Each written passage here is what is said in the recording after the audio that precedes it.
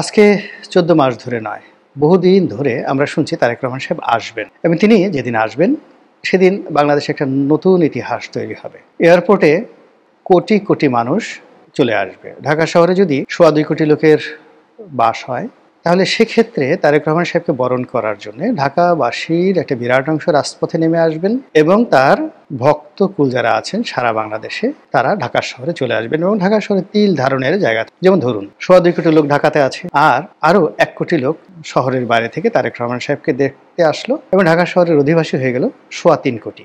এটি সাধারণত পৃথিবীর কোনো দেশে গত ২০-২৫ বছরে ঘটেছে আমি এরকম জানি না। মানে পুরো ঢাকা শহরে তিল ধারণের জায়গা থাকবে না এই ঢাকা শহরে ২.২ কোটি লোকের সঙ্গে যদি আরো নতুন ১ কোটি লোক যুক্ত হয়। ২ নম্বর হলো যে ঢাকা বিমানবন্দর থেকে আপনার যদি বিএনপির পল্টন অফিস বলেন অথবা বিএনপির চেয়ারপারসনের কার্যালয় বলেন অথবা তারেক রহমান সাহেব যে বাড়িতে থাকবেন সেই বাড়ি পর্যন্ত রাস্তার দুধারে ১ কোটি লোক সেখানে ভিড় করে, ইট ইজ ইম্পসিবল।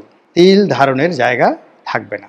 এর কারণ হলো মাত্র লাখখানিক লোক। যদি এয়ারপোর্ট থেকে আপনি মহাখালী পর্যন্ত রাস্তার দুই পাশে ১ লাখ লোক দাঁড় করান, আপনি দেখবেন যে লোকে লোকারণ্য হয়ে গেছে। তো কাজেই তারেক রহমান সাহেবকে নিয়ে আমরা যে ভাইব, সে আওয়ামী লীগ জমানা থেকে তুলে আসছে যে তিনি আসার সঙ্গে সঙ্গে বাংলাদেশের সব কিছু এলোমেলো হয়ে যাবে, সব কিছু তার অনুগত হয়ে যাবে এবং বাংলাদেশে এইরকম একটা বিস্ময়কর যাকে বলা হয় পরিবেশ পরিস্থিতি তৈরি হবে যা অতীতে বাঙালি কখনো দেখেনি, ভবিষ্যতে বাঙালি দেখেনি এবং বিএনপির লোকজন আসলে সেটা সবাই বিশ্বাস করেন এবং জনাব তারেক রহমান সাহেবও সেটা বিশ্বাস করেন এবং এটা খারাপ। এখন ১ কোটির জায়গায় যদি ১০ লাখ লোক আসে, এমনকি ৫ লাখ লোক আসে গ্রামের বাইরে থেকে, তবুও মানুষ ধরে নেবে ১ কোটি লোক এসছে। বিকজ জনপ্রিয়তা এমন একটা জিনিস যেটা মানুষের মুখে মুখে যেটা চলে আসে ওটাই বাস্তবতায় রূপ নেয়। যেমন বঙ্গবন্ধু বলে ফেললেন যে ৭.৫ কোটি বাঙালি। এখন আমরা কিন্তু তখন গুনে দেখিনি আসলে কয় কোটি বাঙালি, কিন্তু এটা যাকে বলা হয় ৭.৫ কোটি বাঙালি, এটা লেখা হয়ে গেছে, এটা কেউ আর উল্টাতে পারবে না। উনি বললেন ৩০ লক্ষ শহীদ, ২ লক্ষ মা বোন, একেবারে গুনে গুনে ৩০ লক্ষ শহীদ, ২৯ লাখ না ৩১ লাখ। কিয়ামত পর্যন্ত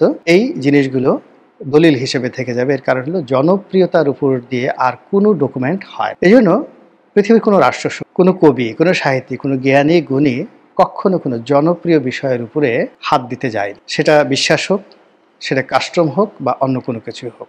একটা ছোট্ট উদাহরণ দেই। যেমন দেখা গেল যে লাত, মানাত, উজ্জা ৩ জন মহিলার যাকে বলা মূর্তি কাবা ঘরে রেখে সেই ৩ জন মহিলার আবার অ্যাসিস্ট্যান্ট হিসেবে আরও সেই ৩৬০টি দেবদেবী বা ৩৫৭টি দেবদেবী, সব মিলিয়ে ৩৬০টি দেবদেবী কাবা ঘরে ছিল। মক্কা বিজয়ের পর সবাইকে মানে ভেঙে ফেলা হলো, সব দেবদেবী ভেঙে ফেলা হলো, পুতুলগুলোকে। কিন্তু একটা জিনিস করা হলো, কয়েকদিন অপেক্ষা করতে হলো এবং আল্লাহ রাসূল নিজেও করলেন না। সেটা হলো ওখানে খ্রিস্টানদের যে যারা আমরা যাকে হযরত মারিয়াম বলি, সেই মারিয়াম আলাইহিস সালামের একটি মূর্তি ছিল আর কাবার দেয়ালে হযরত ঈসা আলাইহিস সালামের একটি ছবি ছিল। এটা রাতারাতি হুজুর পাক সাল্লাল্লাহু আলাইহি ওয়াসাল্লাম এটা ধ্বংস করেননি, পরে করা হয়েছে।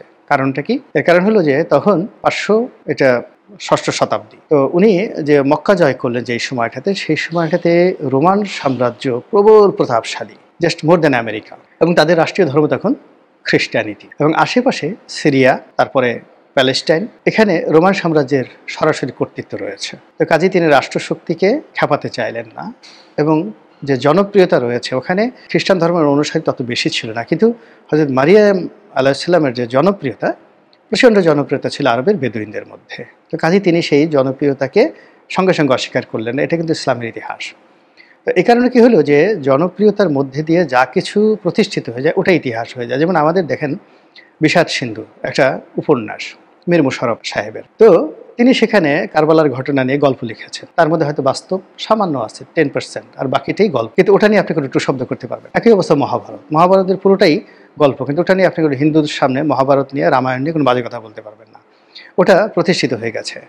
পারস্যে গিয়ে আপনি শাহানামা নিয়ে কোনো কথা বলতে পারবেন না, অত্যন্ত জনপ্রিয়, এবং ওখানে রুস্তুমকে নিয়ে, সুরাবকে নিয়ে একটা বাজে কথা বলে আপনার ৩২টা দাঁত খুলে ফেলবে। তো যেটা বলছিলাম, বাংলাদেশে তারেক রহমান সাহেবকে নিয়ে যে মিথ এবং ম্যাথোলজি তৈরি হয়েছিল যে তিনি আসলে এটা হবে, তো তিনি আসার সঙ্গে সঙ্গে যে কজনই লোক হতো না কেন ওটাকে মানুষ ওই যে তার গল্পের সাথে মিলিয়ে ফেলত। আর জনপ্রিয়তার একটা ব্যাপার হলো তিনি আসার সঙ্গে সঙ্গে তার পুরো পরিস্থিতি তার অধীনে চলে যেত এবং তিনি যেটা বলতেন সেটা আইন হয়ে যেত। যেভাবে বঙ্গবন্ধু বাংলাদেশে ফিরে আসার পরে সব কিছু, কি সংবিধান, কি রাষ্ট্রতন্ত্র, কি মন্ত্রী, কি এমপি, কোথায় কি লেখা আছে, কি কোর্ট কাছারি, হাইকোর্ট, তিনি বলে দিতেন অমুক মুক্তি পাবে, সাথে সাথে সে মুক্তি পেয়ে যেত। অমুকে জেলে ঢোকার সঙ্গে সঙ্গে সে জেলে ঢুকে যেত। এইভাবে পার্লামেন্ট ওথ নেওয়ার আগ পর্যন্ত পুরো দেশ বঙ্গবন্ধুর মুখের কথাই চলছে। তারেক রহমানের ক্ষেত্রেও কিন্তু ঠিক সেম ঘটনাটা ঘটতে পারত গত 14 মাসে। কিন্তু সমস্যা হলো যে তিনি এই 14 মাসে আসেননি। কেন আসেননি? এটা তার ব্যক্তিগত বিষয়, তার দল জানে। কিন্তু ইদানিং যে কথাগুলো বলা হচ্ছে এটা নিয়ে আমি আসলে আপত্তি জানাতে চাচ্ছি, আমার বক্তব্য দিতে চাচ্ছি। বিএনপির বন্ধুরা রাগ হতে পারেন, কিন্তু আমাকে এর কথা বলতে হবে।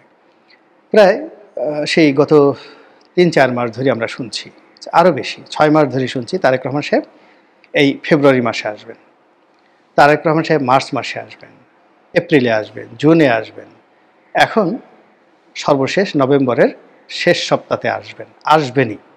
নভেম্বরের শেষ সপ্তাহে আসবেন এবং ২-১ দিন এদিক ওদিক হতে পারে, সালাউদ্দিন সাহেব এই কথাগুলো বলে যাচ্ছেন। ২ নম্বর হলো তারেক রহমান সাহেব আসবেন, তার জন্য বাড়ি তৈরি হচ্ছে, গুলশানে একটা ডুপ্লেক্স বাড়ি, সেই বাড়ির ছবি ছাপা হচ্ছে, সেই বাড়িতে ধোয়া মোছা করা হচ্ছে, সেই বাড়ির লন ঠন সব কিছু দেখানো হচ্ছে, ইত্যাদি নানা রকম কাজ করা হচ্ছে। এখন এতে করে ত্রিমুখী সমস্যা তৈরি হয়েছে। প্রথমত হলো যে তারেক রহমান সাহেব যদি এই ডিসেম্বরের মধ্যে না আসেন, তার রাজনীতি শেষ এবং বিএনপি রাজনীতি শেষ। আর যদি তিনি যদি আসেন তাহলে এই গত 14 মাস ধরে তাকে নিয়ে যে মিথ তৈরি হয়েছে, যে ভাইব তৈরি করা হয়েছে, যে উত্তাপ ছড়ানো হয়েছে, সেটি এই নভেম্বর মাসে এসে একেবারে অসম্ভব একটা বিষয়। ফলে কি হলো, তার এই আশাটা যদি আরও 6 মাস আগে হতো তাহলে বিএনপির যে বেনিফিট হতো এখন সেটা বিএনপির জন্য বুমেরাং হয়ে যাবে। এই গেল এক। ২ নম্বর হলো যে তিনি ধরেন তিনি এলেন না, তো সেক্ষেত্রে তার আগমন নিয়ে বিএনপির যারা লোকজন আর দ্বিতীয়বার কথা বলতে পারবে না। আর সবচেয়ে বড় ব্যাপার হলো যে যদি তিনি না আসা পর্যন্ত এখন তিনি দেশ চালাচ্ছেন ধরে নেওয়া হয়, দল চালাচ্ছেন ধরে নেওয়া হয়, তার কথাই সব কিছু হচ্ছে। কিন্তু অন বিহাফ অফ হিম এখানে বিএনপির যে সকল শীর্ষ নেতৃবৃন্দ রয়েছেন তাদের একটা ওয়েট আছে। তারা তারেক রহমান সাহেবের দোহাই দিয়ে, তারেক রহমান সাহেবকে মূল মন্ত্র ব্যবহার করে, তাকে সাইনবোর্ড হিসেবে ব্যবহার করে তারা কিন্তু তাদের কাজকর্ম চালিয়ে যাচ্ছেন। কিন্তু যত বেশি তারেক রহমান সাহেবকে সামনে আনা হচ্ছে, নেতা আসবেন, কাল আসবেন, পরশু আসবেন, নেতা এটা বলেছেন ওটা বলেছেন, তাহলে বিএনপির মতো একটা বড় দল, সেখানে যে একটা বিকল্প নেতৃত্ব আছে এবং সেই নেতৃত্ব তার প্রতিপক্ষের সঙ্গে যুগের পর যুগ লড়াই করবে, সংগ্রাম করবে, এটার যে একটা শক্তিমত্তা, এই শক্তিমত্তাটা শূন্যতে চলে আসবে। এবং বিশ্বাস করেন আজকে বিএনপির যে অবস্থা, এর সে শতগুণ ভালো অবস্থা ছিল 1954-এর যে যুক্তফ্রন্ট নির্বাচনের আগে মুসলিম লীগের। কিন্তু একটা নির্বাচনের ফলাফলের পরে পুরো ইতিহাস থেকে এই দলটি হারিয়ে গেল। দেয়ার ওয়াজ নো মুসলিম লীগ। একই অবস্থা এখন যে ভাইবগুলো তোলা হচ্ছে, যে কথাগুলো বলা হচ্ছে তারেক রহমান সাহেবকে নিয়ে, তাতে বিএনপির রাজনীতি, বিএনপির অর্থনীতি, বিএনপির যত ভালো কাজ, যত মন্দ কাজ, যা কিছু আছে সব কিছু একেবারে গো টু হেল, একেবারে গর্তের মধ্যে চলে যাচ্ছে, নাম্বার 1।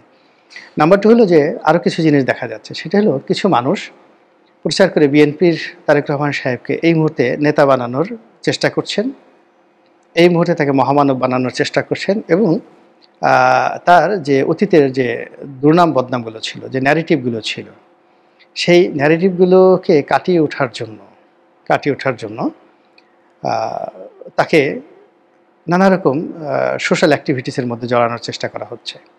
যেমন দেখা গেল ওই যে একজন স্পোর্টস উপজাতীয় মেয়ে সেই ফুটবলে ভালো করলো, তো আমাদের পাড়ার মানে যাকে বলা হয় বর্ষাকালের মধ্যে মাটি কাটা ভেঙে সেই রুহুল কবির রিজভী সাহেব সেই মেয়ের বাড়িতে গেলেন তাকে টিনের ঘর তুলে দেওয়ার জন্য বা আর্থিক সাহায্যের জন্য তারেক রহমান সাহেবের নির্দেশে। এটা নাটক তৈরি হয়েছে এবং এই নাটকের কোনো দর্শক ছিল না, এটার কোনো ইম্প্যাক্ট ছিল না। আমি বললাম তাই আপনারা মনে করলেন। বিশ্বাস করে দেখেন, এটা আপনি দেখেছেন বা দেখেননি, বা এই যে আমার মুখে শুনলেন, আপনার কোনো ইফেক্ট তৈরি করেছে কিনা। বা তারেক রহমান সাহেব অমুক পরিবারের দায়িত্ব নিয়েছেন, রাস্তায় ওরকম একটা ছেলেকে বা মেয়েকে গায়ের রং ঠিক অস্বাভাবিক হওয়ার কারণে তার পিতা ছেড়ে গেছে, তার দায়িত্ব নিয়েছেন। এই জিনিসগুলো এখন বিএনপির বিরুদ্ধে যে ন্যারেটিভ তৈরি হয়েছে, তারেক রহমান সাহেবের বিরুদ্ধে যে ন্যারেটিভ তৈরি হয়েছে, এটা ২০০১ থেকে ২০০৬ সনে যে ন্যারেটিভগুলো ছিল তার চেয়ে আরও বাজে ন্যারেটিভ তৈরি হয়েছে। তখন বিএনপি রাষ্ট্র ক্ষমতা ছিল, তারপরে সেই সময় খাম্বা, হাওয়া ভবন, মিস্টার 10% ইত্যাদি যে ন্যারেটিভগুলো, ওইগুলো মোকাবিলা করার জন্য অনেক রাষ্ট্রীয় মেশিনারি ছিল। কিন্তু এখন বিএনপির হাতে আসলে কোনো মেশিনারিজ নেই, কোনো অ্যাট্রাকশন নেই, নাথিং। তো সেই ক্ষেত্রে আগের যে ন্যারেটিভগুলো ছিল সেই ন্যারেটিভগুলো বেড়ে গেছে, অনেক অনেক বেড়ে গেছে, অনেক বাজেভাবে বেড়ে গেছে। ঠিক সেই অবস্থাতে যদি তারেক রহমান সাহেবের একটি ভালো কাজ, ভালো ইচ্ছা, ভালো প্রচার এবং প্রোপাগান্ডা এখানে ছেড়ে দেওয়া হয়, এটি এক বালতি দুধের মধ্যে এক ফোঁটা গোচনার মতো, পুরো দুধটাকে নষ্ট করে দেওয়ার মতো অবস্থা। তো এক্ষেত্রে যেটা হচ্ছে যে এই কাজগুলোই যদি বিএনপি যখন ক্ষমতায় আসতো, ক্ষমতায় আসার পরে যে সকল অনেক এক্সপার্ট আছে এই ধরনের মানুষের ইমেজ পুনরুদ্ধার করার জন্য, দেয়ার আর ম্যানি অর্গানাইজেশন, ওয়ার্ল্ড মানে ক্লাস অর্গানাইজেশন রয়েছে, বাংলাদেশে কোনো এরকম প্রতিষ্ঠান নেই। যেমন ধরেন এখন শেখ হাসিনার ইমেজ পুনরুদ্ধারের জন্য, তার বক্তব্য ঠিক করার জন্য, তার ভাষণ রেডি করার জন্য, তার সাক্ষাৎকার গ্রহণ, সাক্ষাৎকার তৈরি করা, এগুলো করার জন্য নিঃসন্দেহে কতগুলো এজেন্সি কাজ করছে। তো বিএনপি যদি ক্ষমতায় আসে, ক্ষমতায় আসার পর তার জন্য ঠিক এরকম কতগুলো কাজ করতে হবে। আবার অন্যদিকে এখন বিএনপি যে কাজগুলো করছে গত 10 বছর ধরে, সেই কাজগুলো আসলে জনমনে কোনো ইফেক্ট তৈরি করেনি, নাথিং। এখানে বিএনপির যে জনপ্রিয়তার কথা বলা হচ্ছে, এটা বিএনপির আসলে একটা দলীয় অনুগত্য। বিএনপির 30% লোক বিএনপি করে, এখন বিএনপির সুষমা আরও 5% যুক্ত হয়েছে, 35। আওয়ামী লীগ 30% লোক করে, মেরে ফেলেও 30% লোক করবে, আওয়ামী লীগ ক্ষমতায় গেলে আবার 35% হবে। এটা বাংলাদেশে একটা নর্মাল, যাকে বলা হয়, উদাহরণ হয়ে পড়েছে, এর সঙ্গে আলাদা কিছু নেই। কিন্তু সাধারণ মানুষের মধ্যে শেখ হাসিনার সম্পর্কে কিংবা জয় সম্পর্কে, বেগম জিয়া সম্পর্কে, তারেক জিয়া সম্পর্কে একটি নতুন শ্রদ্ধার আবেশ তৈরি করার জন্য যে পাবলিক রিলেশন করা দরকার, ওটা এই সবেমাত্র বিএনপি আওয়ামী লীগ শুরু করেছে দিল্লিতে যাওয়ার পরে। এর আগে আওয়ামী লীগ বাংলাদেশে বসে সে তার যে পোষা সাংবাদিক তাদের দ্বারাই যে কাজ করার চেষ্টা করেছে, তাতে আওয়ামী লীগের সর্বনাশ ঘটিয়েছে। কিন্তু বিএনপি গত 15 বছরে এই ধরনের কোনো কাজ করেনি এখনও পর্যন্ত। মানে তাদের দলের কোনো একজন মানুষ খুব ভালো ইংরেজিতে বক্তব্য দিবেন, যেটা শুনলে মানুষ মুগ্ধ হয়ে যাবে, বাংলায় একটা বক্তব্য দিবেন, মানুষ শুনলে বিমোহিত হয়ে যাবে। তারা সুন্দর একটা পোশাক করবেন কোনো একটা নেতা, তার ড্রেস কোড দেখলে, তার হাঁটা দেখলে, তার চলা দেখলে, অ্যাপ্রোচিং দেখলে মনে হবে যে একজন রাষ্ট্রনায়ক। আপনি Margaret Thatcher, Donald Trump, Barack Obama, Bill Clinton, আপনি এদের পোশাক আশাক দেখেন, চালচলন দেখেন, কথাবার্তা দেখেন, এমনকি মোহাম্মদ আলী ক্লে, তার পোশাক আশাক দেখেন, যে এগুলোর পিছনে অনেক গ্রুমিং আছে, অনেকগুলো ইনভেস্টমেন্ট আছে। সেই কাজগুলো তারেক রহমান সাহেব এবং তার আশেপাশের লোকজন শুরু করেনি। তারেক রহমান যে কাজগুলো করেছেন সেটা বোঝা যাচ্ছে, তার যারা লোকজন, এতদিন আমরা তাদের নাম জানতাম না, বাংলাদেশে 2-3 জন তার উপদেষ্টা চলে আসছে।